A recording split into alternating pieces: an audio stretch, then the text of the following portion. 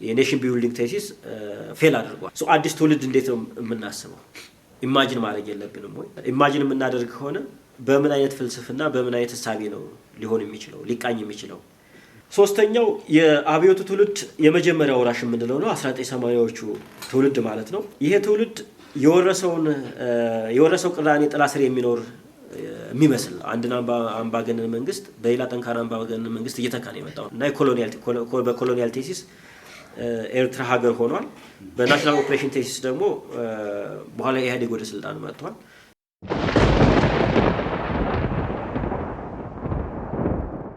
እዛ ጋር ያለው ችግር ወይስ ምንድነው? እሱን ለማየት ሞክራለሁ።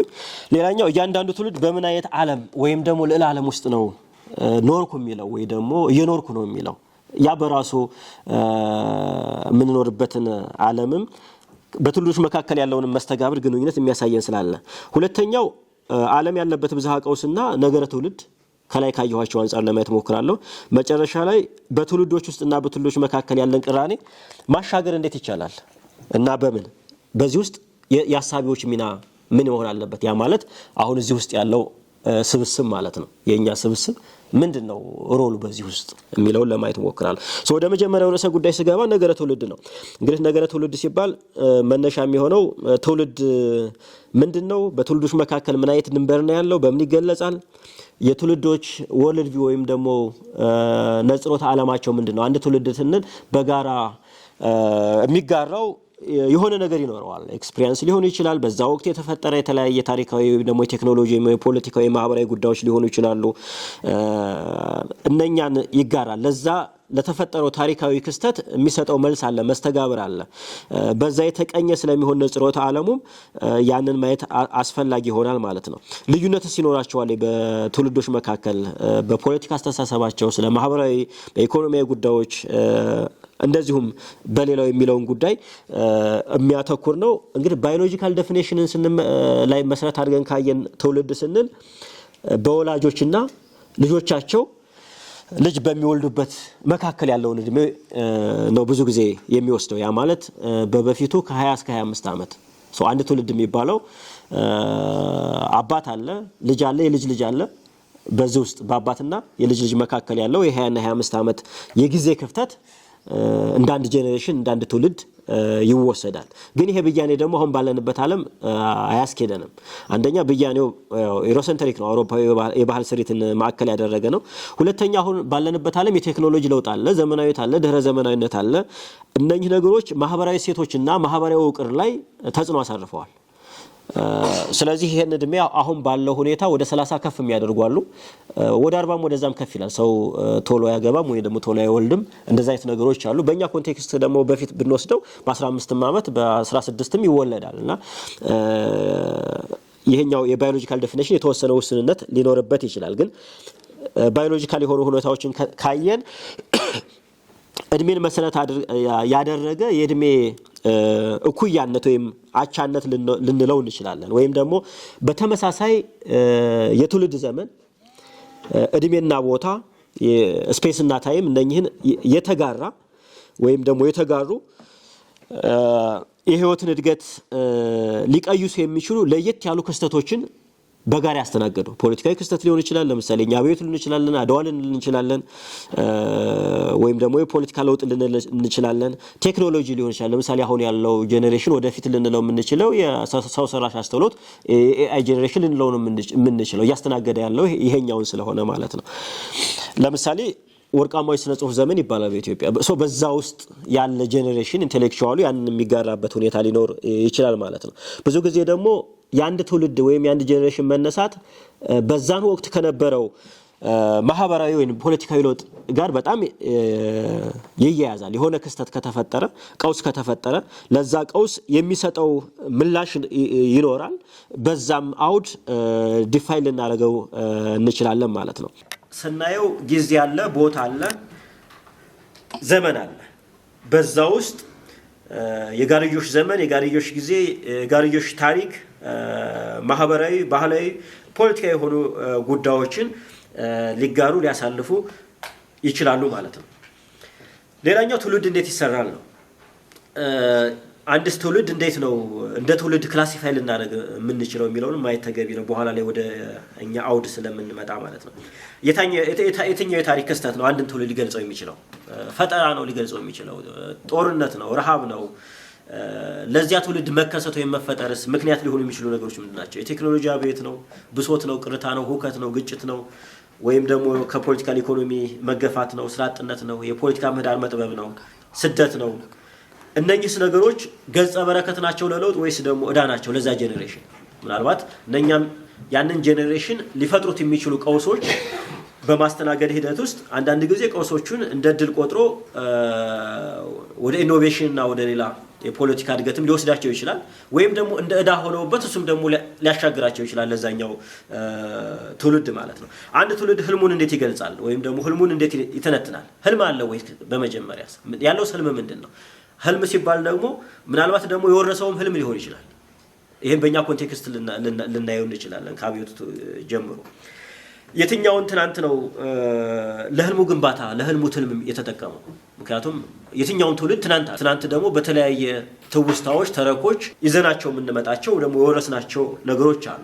እኛ ለምናልመው ህልም ላለን ራዕይ ደግሞ እንደ ጄኔሬሽን ደግሞ ምን ያህል ኮንትሪቢዩት ያደርጋል? ኔጌቲቭ ሊሆን ይችላል፣ ፖዚቲቭ ሊሆን ይችላል። ለምሳሌ በእኛ አውድ ካየ ነው በአብዛኛው አሁን ላይ ያለው የኔ ብዬ ላወራው ስለምችለው ጄኔሬሽን ባስብ ሙሉ ትካሻችን ላይ የተሸከመው የዛኛውን ትውልድ ህልምም ሊሆን ይችላል፣ ያነሳውንም ጥያቄ ሊሆን ይችላል፣ ወይም ደግሞ ሌሎች ጉዳዮች ሊሆን ይችላሉ።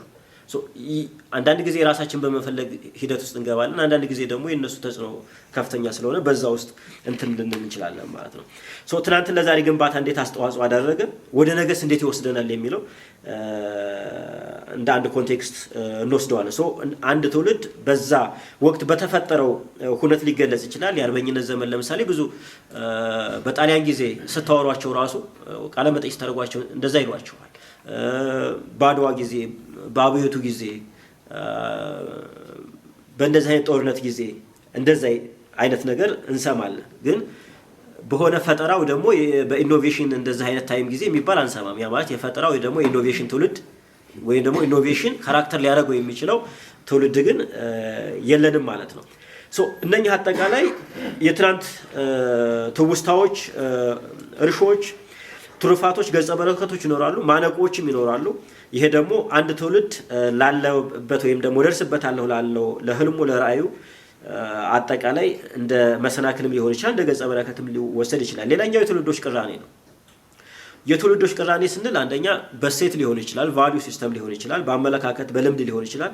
በእነኚህ ምክንያቶች ወይም እነኚህ ጉዳዮች ላይ አለመግባባት ወይም ደግሞ የፍላጎት ግጭት ሊሆን ይችላል። በፖለቲካ ኮንትራዲክሽን ሊሆን ይችላል፣ ወይ ደግሞ ሶሻል ላይ ሊሆን ይችላል፣ ወይም ኢኮኖሚያዊ ጉዳዮች ላይ ሊሆን ይችላል። ለምሳሌ ማህበራዊና ባህላዊ ጉዳዮችን ብንመለከት አሁን ያለው ትውልድና ያለፈው ትውልድ በተወሰነ መልኩ ልዩነቶች አሉት። ለምሳሌ ያለፈው ትውልድ የግጭት መፍቻ መንገዶችን ሽምግልና ልንለው እንችላለን፣ ወይም ሌሎችን ይቀበለዋል አይደለ? አሁን ላይ ግን ፍርድ ቤት መሄድ ሊመርጥ ይችላል እንጂ በዛ ሊቀበለው አይችልም። ምክንያቱም በዛ ውስጥ ያለው ቫልዩ ሲስተም ሌላ ነው። ይሄኛው ደግሞ ያለው ቫልዩ ሲስተም ሌላ ነው። በዛ ላይ ሄድ ይችላል። ወደ ፖለቲካ ጉዳዮችም ብንመጣ በቀድሞውና አሁን ባለው ወጣቱ መካከል ምን ቅራኔ ነው ያለው? አሁን ያለው ወጣቱ ትውልድ ያለፈውን ትውልድ እንዴት ነው የሚያየው? ያለፈው ትውልድ ደግሞ አሁን ያለውን ትውልድ እንዴት ነው የሚያየው? በመካከላቸው ምን አይነት መስተጋብር ነው ያለው? ኮንትራዲክሽን ነው ያለው? ወላጆችና በልጆቻቸው መካከል ምን አይነት የፖለቲካ ምልከታ ነው ያለው? አንድ ቤት ውስጥ የተለያየ ግማሹ ለምሳሌ ፓን ኢትዮጵያኒስት ከሆነ ግማሹ ናሽናሊስት ሊሆን ይችላል። እንደዚህ አይነት መጨቃጨቆች ሊኖሩ ይችላል። የሆነ ኮንትራዲክሽን የሆነ ልዩነት ሊኖር ይችላል ማለት ነው። ወጣቶች ከአዛውንቶች ወይም ከአዋቂዎች ጋር ያላቸው የፖለቲካ ግንኙነት ምን ይመስላል? ምን አይነት ነጽሮት ዓለም ነው ያላቸው? ምን አይነት ዓለም ውስጥ ምን አይነት እውነት ውስጥ ነው እየኖሩ ያሉት? በዚያኛው ትውልድና በዚህኛው ትውልድ ውስጥ ሀገር እንዴት ይታያል? ያኛው ትውልድ ሀገር እንዴት ነው የሚያየው? ያኛው ትውልድ የኢትዮጵያ ችግር ብሎ የሚያስበው ምንድነው? መፍትሄ ብሎ የሚያስበው ምንድነው? የኛውስ ትውልድ ኢትዮጵያ እንዴት ነው የሚያየው? የኢትዮጵያ ችግር ብሎ የሚያስበው ምንድነው? መፍትሄውስ ብሎ የሚያስበው ምንድነው? የህይወት ግባቸው፣ ህልማቸው፣ ራእያቸው የዛኛው ምንድነው? የዚህኛውስ ትውልድ ምንድነው? በዛ ውስጥ መጣረስ አለ ወይስ ደግሞ ተመሳሳይ ራእይ ነው ያላቸው? ትርክቶቻቸው ምንድናቸው? ተመጋጋቢ ናቸው ትርክቶቻቸው? የሜታ ናሬቲቭስ ወይም ደግሞ ዲበ ትርክት የምንለው ማለት ነው ወይስ ተጻራሪ ነው? ኢቭን በምሳሌ እንኳን ብናይ በአንድ ፖለቲካ ፓርቲን እንኳን ብንወስድ ባንድ ፖለቲካል ፓርቲ ውስጥ ያሉ ወይ ሜምበርስ ሊሆኑ ይችላሉ ወይም ደግሞ አመራሮች ሊሆኑ ይችላሉ አንድ ትውልድ ናቸው ወይስ ደግሞ የተለያየ ትውልድ ናቸው? እሱም እንዳንድ ምክንያቱም ወጣቶች ብቻ የታቀፉበት ከሆነና ደግሞ ሌላኛው ፓርቲ ደግሞ በጣም ገፋ ያሉ ከሆኑ የሆነ ኮንትራዲክሽን ሊኖር እንደሚችል የሚያሳይ ነገር ሊኖር ይችላል። የፓርቲውን ደግሞ ማኒፌስቶ ስናየው የሆነ ነገር ሊያሳየን የሚችልበት ሁኔታ አለ ማለት ነው። ይሄንን በዛ ማየት እንችላለን። ሌላኛው የትውልዶች ቅብብልና ውርስ ነው። እንግዲህ ትናንት አለ፣ ዛሬ አለ፣ ነገ አለ። በእነኚህ ውስጥ ሁልጊዜ መወራረስ ይኖራል። ያው ስነ-ህይወታዊ መስመር ዑደት ስለሆነ ማለት ነው። በዚህ ውስጥ እንግዲህ የቀድሞው ትውልድ በቀጣው ትውልድ ላይ ምን አይነት የሀሳብ የፍላጎት የህልም ተጽዕኖ አሳርፎበታል ወይም ደግሞ ውርስ አውርሶታል ነው። ያንን ውርስ ለማስቀጠል ደግሞ ይሄኛው ትውልድ የሚለፋበት የሚሄድበት መንገድ አለ። ምናልባትም ትክክለኛ ውርስ ላይሆን ይችላል። የዚህኛውን ትውልድም ጊዜ ወይም ደግሞ መኖር ያለበትንም እየተጋፋው ሊሆን ይችላል። ባለፈው ትውልድና በዛሬው ትውልድ መካከል ያለ ፖለቲካ ግንኙነትም እንደዛው መታየት አለበት። ያለፈው ትውልድ የራሱ ትዝታ አለው፣ ትውስት አለው፣ ተረክ አለው። ያንን ማስተላለፍ ይፈልጋል። አንዳንድ መጽሐፍቶችን ብታው ለምሳሌ አንዳርጋቸውን በቅርብ የጻፈው ትውልድ እንዳይናገር እኛ እንናገር አይነት ነገር አለ።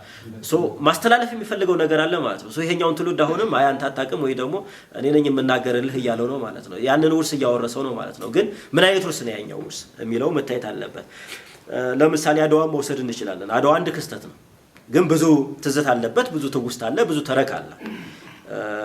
በዛ ውስጥ ኮንትራዲክሽን አለ። አንድ ለምሳሌ አንደኛው ኢትዮጵያዊነት አለ። ከዛ አልፎ ደግሞ የጥቁር ህዝቦች ወይም ደግሞ የጥቁር ብሔርተኝነት ነፃነት አለ። ከዛ አለፍ ብሎ ደግሞ ሌላ ናሬቲቭስ አለ። ለሌላው የግሎባል ወይ የደቡብ ኢትዮጵያ ክፍል ለጭቆናና ለግዞት በርከፋች ነው የሚል ደግሞ ናሬቲቭ አለ። አድዋ አንድ ነው፣ ግን ብዙ ትውስት አለ፣ ብዙ ትርክት አለ። በዛ ውስጥ ደግሞ የጄኔሬሽናል ኮንትራዲክሽኖችን ልናይ እንችላለን። ያን እንዴት ነው ልናስታርቀው የምንችለው የሚለው ወደ ኢትዮጵያ ኮንቴክስት ስንመጣ አንደኛው በኢትዮጵያ ኮንቴክስት እኔ ቅድም መጀመሪያም እንደገለጽኩት ስለ ፖለቲካ ትውልድ ነው የማወራው፣ ፖለቲካ ጄኔሬሽን ነው የማወራው። በኢትዮጵያ ውስጥ የፖለቲካ ትውልዶች አሉ ብዬ ነው የምነሳው። በዚህ ውስጥ ምናልባት የፕሮፌሰር ባህሩ ዘውዴም ፋና ወጊዎቹ የጻፈው እና የከፈለበት አለ። እስቲል አሁንም የመደመር ትውልድ በሚል ደግሞ መንግስትም ጄኔሬሽን ክላሲፋይ ያደረገበት መንገድ አለ። ስለ ትውልድ እየታሰበ ያለበት ሁኔታን ማየት እንችላለን። በእኛ ፔፐር ወይም በእኛ ኮንቴክስት ወደ 3 አይነት ጄኔሬሽን ወይም ፖለቲካል ጄኔሬሽን ለመክፈል ሞክረናል። አንደኛ ፋና ወጊ ትውልድ አንድ ልንለው የምንችለው ነው። ይሄ ከአድዋ አካባቢና ከድህረ አድዋ እስከ አብዮቱ ጊዜ ድረስ የነበረው። በዛ ውስጥ ምናልባት ሌሎች እስከ ጣሊያን ጊዜ ያለውና ከጣሊያን በኋላ ያለውን ከላይብሬሽን በኋላ ያለውን ሁለት የሚከፍሉ አሉ። ባንድ ጠቅልለነዋል። ሁለተኛው ፋና ወጊ ሁለት ልንለው ከቻልንም ሪቮሉሽናሪ ጄኔሬሽን አብዮታዊ ትውልድ ያ ትውልድ የምንለው ማለት ነው። ሶስተኛው ወራሽ ትውልድ የአብዮቱ ወራሽ ማለት ነው፣ ወይም ድህረ አብዮት እኛ ማለት ነው አሁን ያለነው ልንለው እንችላለን። ወይም ደግሞ አሁን ያለውን ምናልባት ከኢፒአርዲኤፍ ጋር በጣም ናሬቲቮቹ የሚገናኙ ነገር ስለሆኑ በዛ ልንከፍለው እንችላለን። ከነኚህ ጄኔሬሽን ተነስተን ደግሞ ከወራሽ ትውልድ ወደ ፋና ወጊ 3 ሌላ ትውልድ ኢማጂን ማድረግ አንችልም ወይ ወደሚለው በኋላ ላይ ይመጣለሁ ማለት ነው። የመጀመሪያው ኔሽን ወይም ደግሞ ስቴት ቢውልደር እና ሞደርናይዘርስ የምንላቸው ናቸው። ምናልባት ወደ ቴዎድሮስ መውሰድ እንችላለን ታይሙን፣ ግን አድዋን እንዳንድ ክስተት ወስደ ነው ከ1896 እስከ 1960ዎቹን ባንድ ብንወስደው አብዮታዊ ሪቮሉሽናሪ ጄኔሬሽን ነው ደግሞ 1960 ከዛ የአብዮቱ የመጀመሪያ ወራሽ 1980ዎቹ መኢሶንና ኢሃፓ የምንላቸው አካባቢ የአብዮቱ ሁለተኛ ወራሽ የአብዮታዊ ዲሞክራሲ ትውልድ ነው የምንችለው። እሱን በአራት ከፍየዋለሁ ማለት ነው። ወደ መጀመሪያው ትውልድ ስንመጣ ከአድዋ በፊት ያሉ የሀገረ መንግስት ምስረታ ውስጥ ተሳትፎ ያላቸው ሀገረ መንግስት ምስረታውን እንደ አንድ ክስተት መውሰድ እንችላለን። ያ ሸፕ ያደርገዋል። በተለይ ግን የአድዋ ጦርነት እሱ ነው እንደ አንድ ትልቅ ኢቨንት መወሰድ ያለበት። ያንን ትውልድ በደንብ ሸፕ ያደረገው እይታውንም ሁሉንም። ይሄ ትውልድ በጣም ከፓትሪዮቲዝም ጋር በጣም የሚገናኝ ነው። ከዘመናዊነት ጋር በጣም የሚገናኝ ነው። ከሪፎርም ጋር በጣም የሚገናኝ ትውልድ ነው። በተለይ ካድዋ በኋላ ደግሞ በጣም የሚቆጭ ትውልድም አለ እዛ ውስጥ። አድዋ የተገኘው ድል ምሉእ እንዳልሆነ የሚያስብ ትውልድ ነበረ። የኢኮኖሚ አብዮት ካላመጣን በኢኮኖሚ ዴቨሎፕመንት ከሌለ ዘመናዊነት ካልመጣ አድዋ በራሱ ሙሉ አይደለም ሶል ነገር ልንወረር እንችላለን የሚል እንደዛ የሚያስብ ትውልድ አለ። በዚህ ውስጥ ደግሞ ዘመናዊ ትምህርትን እንዳንድ የሞደርናይዜሽን የዘመናዊነት ማምጫ መንገድ ካለብን ባክዋርድነስ መውጫ መንገዳችን ነው ብሎ የሚያስብ አለ። ሪፎርሚስት ነው። የሚከተለው ደግሞ በጣም ግራጁዋል የሆነ አፕሮች ነው። ስር ነቀል ለውጥ አይደለም። ስለዚህ ይሄን ትውልድ በአጠቃላይ ዘመናዊነትና ዘመናዊ ሀገር መስረታ እንደ አንድ ታሪክ ክስተት ይህንን ትውልድ ሊገልጸው ይችላል። በዚህ ውስጥ እንግዲህ የኢሊቱን መውሰድ እንችላለን። ሀገር በማስተዳደር ውስጥ ያለው ጸሐፊዎችም ነበሩ፣ ያስተዳደሩ የሚጽፉም አሉ፣ ኢማንስፔት የሚያደርጉ አሉ።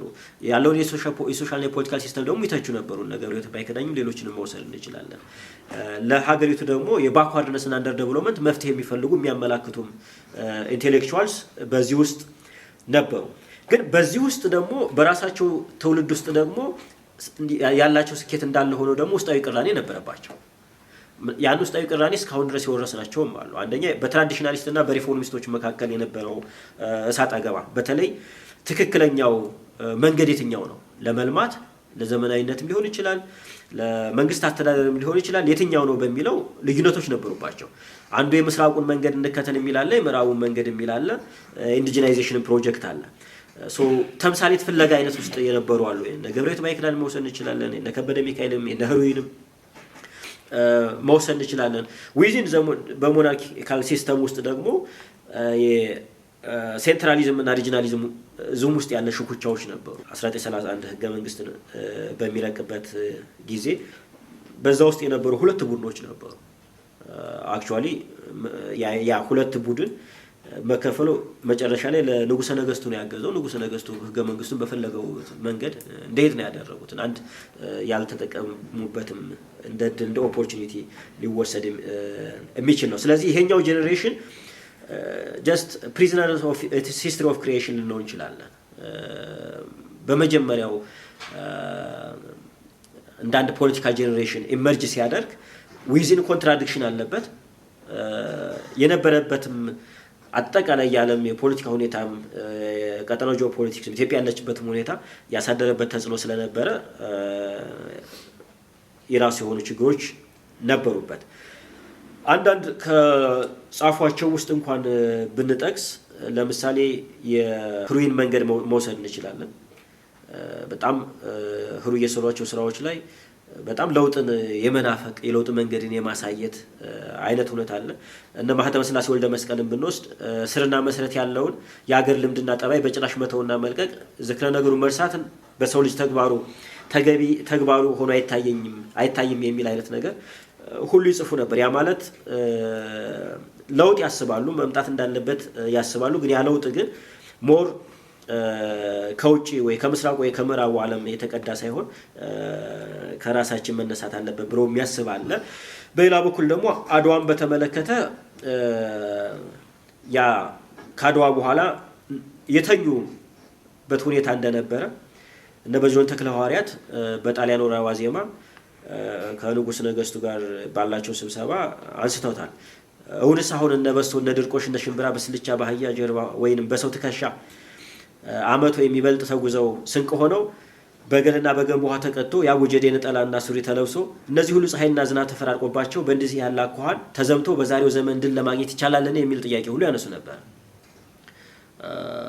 ሶ አድዋ ላይ የተኛም ጄኔሬሽን እንደሆነ ማሰብ ይኖርብናል። ምክንያቱም የሁለተኛው የጣሊያን ጦርነት ጊዜ አንደኛው ለሽንፈት እንደ ምክንያት የሚጠቀሰው ያልተመጣጠነ የቴክኖሎጂ ጉዳዮች ስለነበሩ ነው። ሌሎችም እነ ቢትወደድ ጌታቸው አባተም እንደዛው 1931 አካባቢ እንደዛ ያነሷቸው ነገሮች አሉ። በጃንሆይ ማስታወቂያ ውስጥ ተጽፎ እንደተነበበልን ወደ አዲሱ ስልጣኔ ሳንደርስ የቀድሞውን ልማዳችን ለቀን እንዲያው በመሃል ነንና ወደ ስልጣኔው ደረጃ ለመድረስ ገና ሩቅ በመሆኑ አሁን የሚሻለን ቶሎ ብለን ወደ ቀደመ ልማዳችን ተመልሰን ይህንን አሮጌ የጦር ህዝባችንን ደስ ማሰኘት፣ ይኸውም ሹምሽር መስራት፣ ጌጥና መሳሪያ መስጠት፣ በየጊዜው ግብር ማብላት፣ አይዞህ ማለት፣ ፉከራ መፍቀድ፣ ግርግር ማድረግ ነው ይላሉ።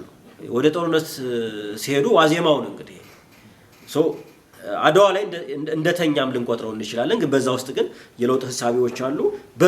within this generation ደግሞ ኮንትራዲክሽን ነበረባቸው።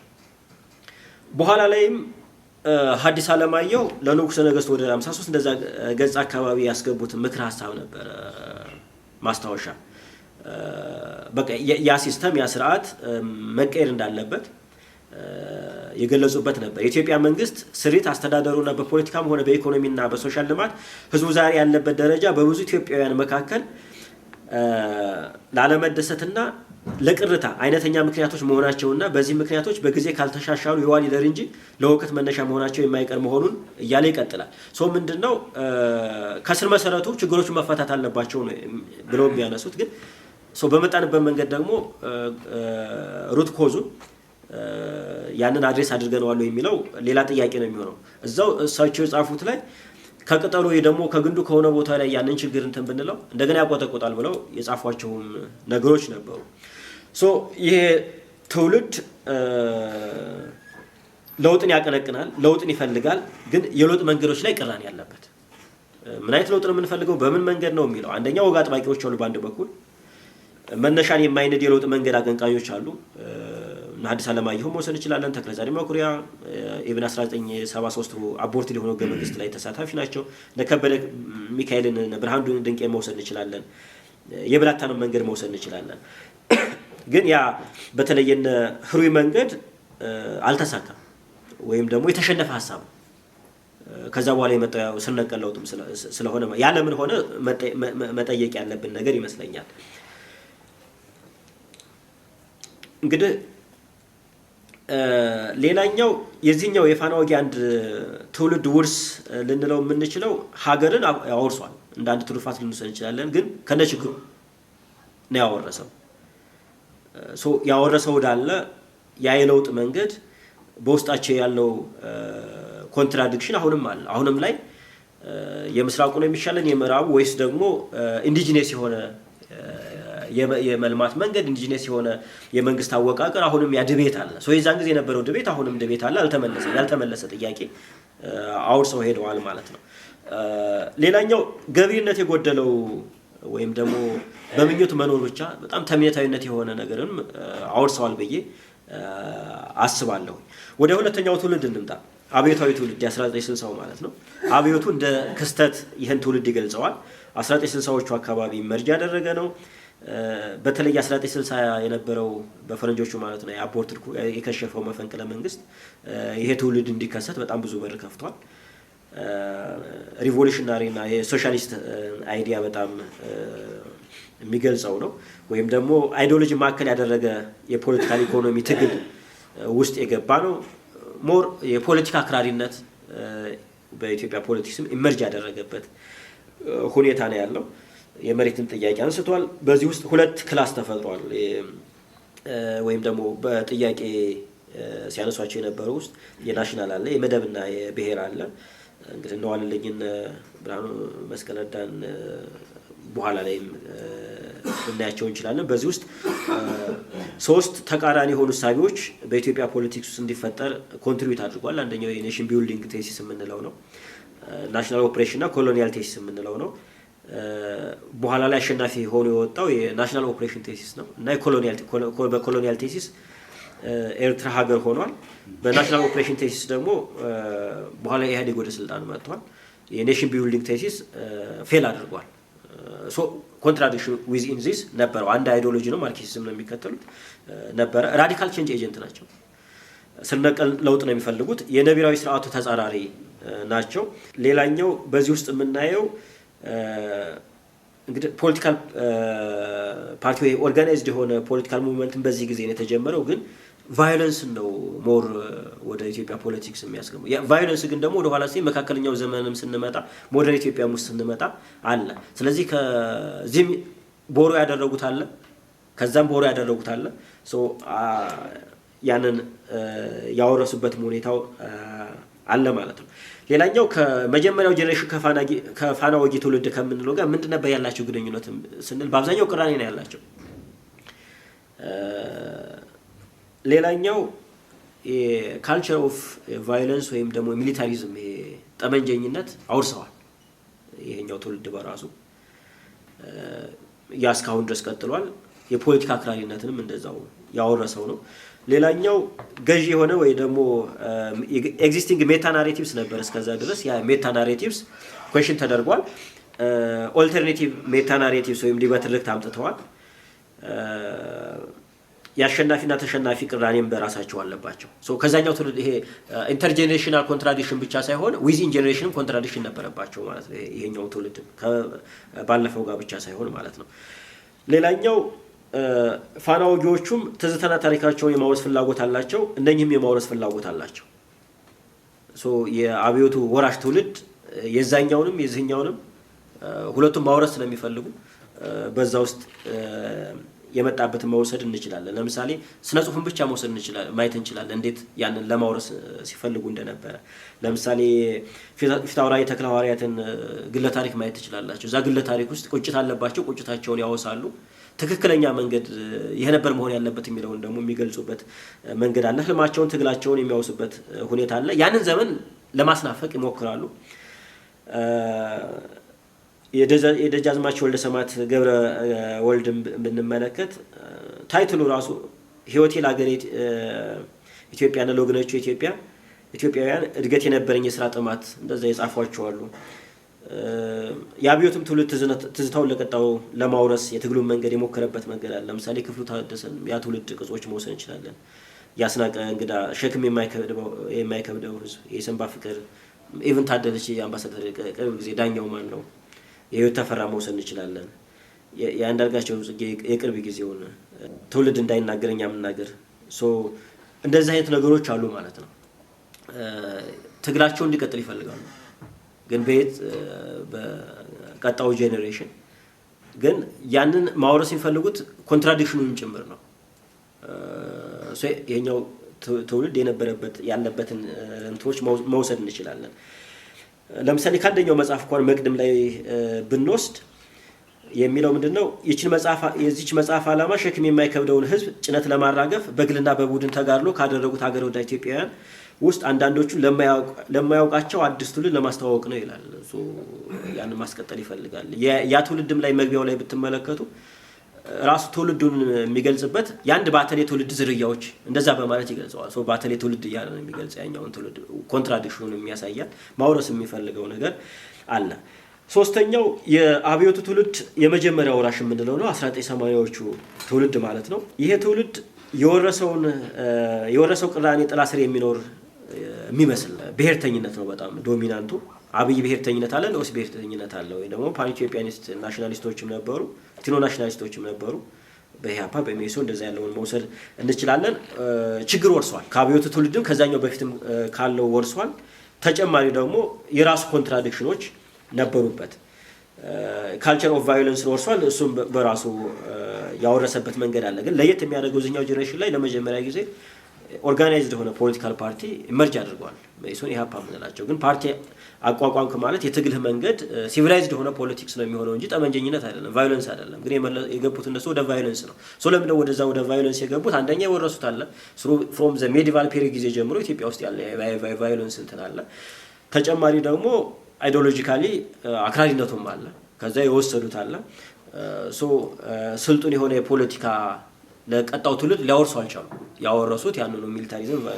ቫዮለንስ ነው ስለዚህ የፖለቲካ ስነ ዘዴ በዚህ መንገድ ያወረሱበት ሁኔታ አለ ሌላኛው የመጨረሻው ሁለተኛው የአብዮት ወራሽ ትውልድ ነው የምንችለው በተለይ ከጄኔሬሽን ኦፍ አብዮታዊ ዲሞክራሲ ነው የምንችለው በኢህአዴግ ጊዜ ኢመርጅ ያደረገ ጄኔሬሽን የምንለው ነው ይሄኛው በጣም ግራ የተጋባ ጄኔሬሽን ልንለው እንችላለን ምክንያቱም የወረሰው የአብዮቱን ብቻ ሳይሆን ከዛ በፊትም ያለውን የሀገር መስራች ወይም ፋና ወጊዋን የምንለውንም የወረሰበት ሁኔታ አለ ለምሳሌ በዚህ ጄኔሬሽን ውስጥ አብዮታዊ ጄኔሬሽን የሚያደንቅ አለ አብዮታዊ ጄኔሬሽን የሚኮንናል ያዳዋና የዛ አካባቢ ያለውን ጄኔሬሽን የሚያደንቅ አለ ያዳዋና የዛ አካባቢ ያለውን ጄኔሬሽን ደግሞ የሚተቻል ስለዚህ ዊዝን ኮንትራዲክሽን አለበት በራሱ ከባለፈው ትውልድም ጋር ኮንትራዲክሽን አለበት ማአት ሌየርስ ኦፍ አይደንቲቲ አለው የተለያየ ሌየርስ ኦፍ አይደንቲቲ። ስለዚህ ትናንት የተጫነውን ዛሬ እንደ ስንቅ ይዞ ነገን የሚያልም ይመስላል በአንድ በኩል። የሁለት ተቃራኒ ትውልዶችን ውርስ ላለማወራረድ ደግሞ የሚሞክር ትውልድም ይመስላል። የዛኛውንም የዚህኛውንም አንድ አይኑን ወደ ትናንት ያደርጋል፣ አንድ አይኑን ደግሞ ወደ ነገ ለማማተር ይሞክራል። በጣም ግራ ይጋባል። ማምለጭ እንደምንለው ማለት ነው። ለምሳሌ አድዋ ሲመጣ አድዋን ለመዘከር ብሎ ይጨፍራል ወይ ይዝናናል ወይ ደግሞ ስለዛ ተሰብስቦ ያወራል፣ መጽሐፍ ይጽፋል። የራሱን አድዋ ግን መስራት አይችልም። በባለፈው ትውልድ ስኬት ነው መኖር የሚፈልገው። ጥያቄዎች አሉበት። ለእነኛ ጥያቄዎች ደግሞ መልስ መስጠት ወይም ደግሞ ገቢራዊ የሆነ ነገር የለም።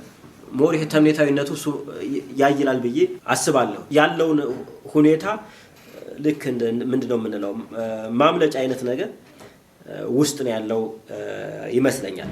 አጠቃላይ እነኛ አራት ጄኔሬሽኖች ያወረሱን ውርሶች ወይም ደግሞ እንደ ሌጋሲ ልንወስዳቸው የምንችላቸው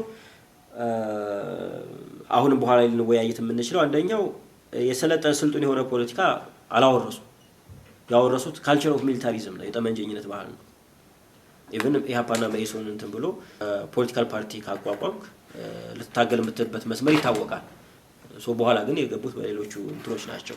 ሌላኛው ያሉ የፖለቲካ ለውጦች ወይም እድሎች ሁሉም ትራንስፎርማቲቭ አይደሉም። ያ ማለት አንድን አምባገነን መንግስት በሌላ ጠንካራ አምባገነን መንግስት እየተካ ነው የመጣው ነው። 1931 ህገ መንግስትን ብንወስድ ከዛ በፊት ንጉሱ ተራማጅ ነበሩ፣ ዘመናዊነት አቀንቃይ ነበሩ፣ ሞደርናይዘር ነበሩ። ከ31 በኋላ የሆኑትን ታውቁታላችሁ። 1960 አቦርትድ የሆነውም ኩዴታ ብንወስደው እዛ አካባቢ ላይ ተማሪዎቹም ንቅናቄ ያን ያህል በኋላ ላይ እንደመጣው አይደለም። አቦርትድ ከሆነ በኋላ የንጉሱም እርምጃ የልጆቹ የሄዱበት መንገድ ተቃራኒ ነው። 1974ም ስንመጣ ኢቭን ደርግ ከመጣ በኋላ በተወሰነ መልኩ አንጻር የሚባል ነፃነቶች እንዳሉ የዛን ጊዜ የተጻፉ ጽሁፎች ምናምን ነገር ያሳያሉ። በኋላ ላይ ግን እየመጣ ያለው ንጉሱን የሚያስንቅ አይነት ነገር ነው የሆነው። 1991 ደግሞ ኢህአዴግ ሲመጣም ለውጥ ይመጣል። ለውጥ ግን ሪቨርትድ ነው የሚሆነው። እንደዚህ አይነት ነገሮች አሉ። ሌላኛው ሲቪላይዝድ የሆነና ፕሪንሲፕል የሆነ ፖለቲክስ ለመከተል በየትኛውም ጄኔሬሽን ውስጥ ፍቃደኝነት ኮሚትመንትም አላየንም። ያልሰለጠነና መርህ አልባ ፖለቲካ ነው ብዙ ሲያራምድ የነበረው። እንደ ውርስ ነው። ሌላኛው ዜሮ ሰም ጌም ፖለቲክስ ነው ሲጫወት የነበረው። ይሄ ከሜዲቫል ጀምሮ ያለ ነው። ሞደርን ኢትዮጵያም ላይ ተሻግሮ የመጣ ነው። ኮምፕሮማይዝ የማድረግ ነገር የለም። ሄጅሞን የመሆን ፍላጎት ነው ያለው። ሌላኛው ሙቹዋል ዲስትራክሽን ነው የመጣው። ካልቸር ኦፍ ዲያሎግ የለም። ምናልባት አሁን ወደ 54ኛ ቅድም ሲል ነበረ የእናንተ ዲያሎግ እንኳን እንደዚህ አይነት ካልቸር ዴቨሎፕ አድርገን አልመጣንም። አንዱን የሚሰማበት መድረክም የለም። ለመስማትም ፍቃደኛ አይደለም። እንደዚህ አይነት ነገሮች የሉም። ቫዮለንስ አስ ሚንስ ኦፍ ሶልቪንግ ኮንትራዲክሽን ነው የመጣው። ኮንፊውዥን አለ። ታሪካዊ ጥያቄዎች አሉ፣ የተወረሱ ጥያቄዎች። እነኛ ጥያቄዎች ወርሰናቸዋል። የመመለሻ መንገዶችንም ወርሰናቸዋል። የቼንጅ ኤጀንቱ ራሱ ችግር አለበት ማለት የለውጥ ሐዋርያ ሆኖ ኢመርጅ እያደረገ ይመጣል። በእያንዳንዱ ትውልድ ውስጥ ግን ራሱ ተቀይሯል የሚለው ጥያቄ ነው። ለመቀየር ይመጣል፣ ግን ራሱ ተቀይሮ ነበር ቼንጅ ኤጀንቱ። በአብዮታዊም ጊዜ ያለው ትውልድ ከዛም በፊት ያለው ከዛም በኋላ ያለው እሱንም መጠየቅ ያለበት ነገር ነው። ህዝብ ውስጥ የሚለውንም እሱን መጠየቅ ያለበት ይመስለኛል። ትውልድም አንዳንድ ጊዜ ከማህበረሰቡ ካልቸር ሌሎች ነገሮች ኢመርጅ ሊያደርግ ስለሚችል። ሌላኛው አሁን ያለንበት ብዝሃ ቀውስ ብዙ እዚህ ላይ ፎከስ አላደርግም፣ የምታውቁት አይነት ነገር ስለሆነ ይሄ ብዝሃ ቀውስ አሁን ያለውን የኢንተርጄኔሬሽናል ዲያሎግ ኢንተርጄኔሬሽናል ኮንትራዲክሽን ዊዝንም ጄኔሬሽን ያለውን ኮንትራዲክሽን ምን አይነት ተጽዕኖ ያሳርፍበታል ነው። እየኖርን ያለ ነው በቀውስ ዓለም ውስጥ ነው። ብዝሃ ቀውስ ነው ያለው። ቀውሶች እርስ በርሳቸው በጣም ትስስር ያላቸው ናቸው። ከዓለም እስከ አለንበት ሀገርም እስከ እያንዳንዱ ቤተሰብም ይሄ ዊዝን ፋሚሊም ያንን ኮንትራዲክሽን ያሰፋዋል። በፋሚሊ እንኳን ብናስብ ማለት ነው። ከፍ ሲልም እንደዛው ካለንበት የአስተሳሰብ ሁኔታ መውጣት ያለብን እንደሆነ የሚያሳይ አይነት ነገሮች ይኖራሉ ማለት ነው። እንደ መውጫ ለማንሳት የምፈልገው የወረስናቸው ውርሶች አሉ እንደ ትሩፋት የሚወሰዱ አሉ እንደ ዕዳ ደግሞ የመጡ አሉ ሶ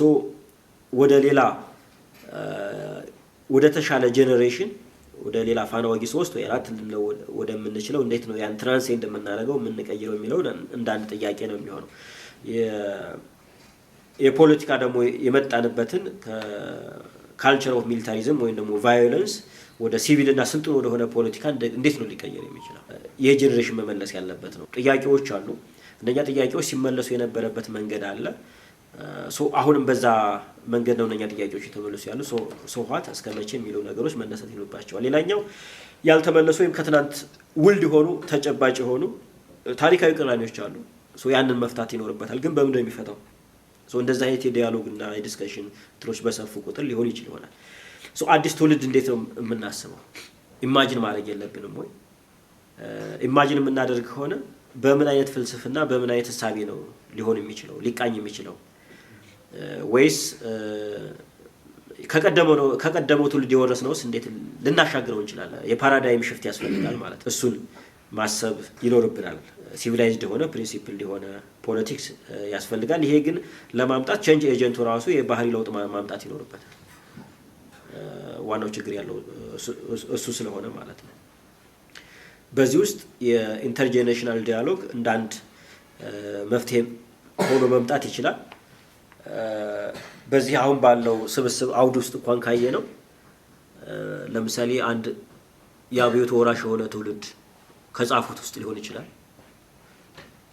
ያ ትውልድም ሌሎችም እየጻፉ ያሉ አክቲቭ የሆኑ ኢትዮጵያ ውስጥም ያሉ ሊሆኑ ይችላሉ የራሳቸውን ትውልድ መተማ ቢያቀርቡ ችግር ብለው የሚያነሱትን ነገር የሄዱበትን መንገድ ንስሐ የገቡትም ካለ የገቡት መፍትሄ የሚሉትን የዚህኛው ትውልድ ደግሞ የራሱን ያቀርባል ኢትዮጵያን የሚያይበትን መንገድ ችግር ብለው የሚያስበው መፍትሄ ብለው የሚያስበው ሶ በዛ ውስጥ ያለውን ኮንትራዲክሽን አይደንቲፋይ ማድረግ እንችላለን እያንዳንዱ ኮንትራዲክሽን ላይ ደግሞ ኔክስት ፌዝ ላይ ያንን በዲቤት በዲያሎግ መልኩ ማምጣት ይቻላል ሶ ግራጁዋሊ ምን ይመጣል መስማት የማንፈልገውን ነገር አንድ ሰዓት የሚፍጭ ቁጭ ብለን መስማት እንለምዳለን በሂደት ችግር የሚባሉ 4-5 ነገሮች ልናቃቸው እንችላለን ሶ ያንን ሲቪላይዝድ በሆነ መንገድ መፍታት የሚቻልባቸው ሁኔታዎች ይኖራሉ እነኚህ ግን እንዲኖሩ የመጀመሪያው ስፔስ መኖር አለበት ልክ አሁን እየተደረገ እንዳለው አይነት ማለት ነው በአጠቃላይ ይሄን ይመስላል